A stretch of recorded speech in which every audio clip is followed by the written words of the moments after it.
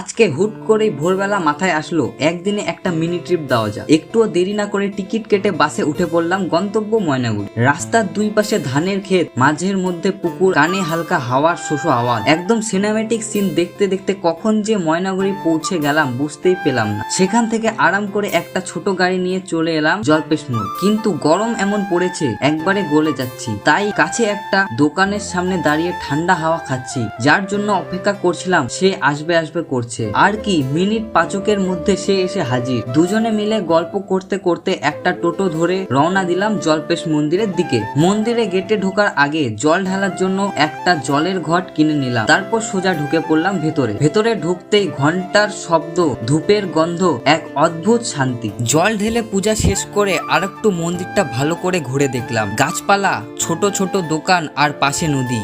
পুরো জায়গাটার ভাইব এক কথায় অসাধারণ। শেষে মনে হলো এরকম ছোট ছোট ট্যুরই তো আসল রিফ্রেশমেন্ট।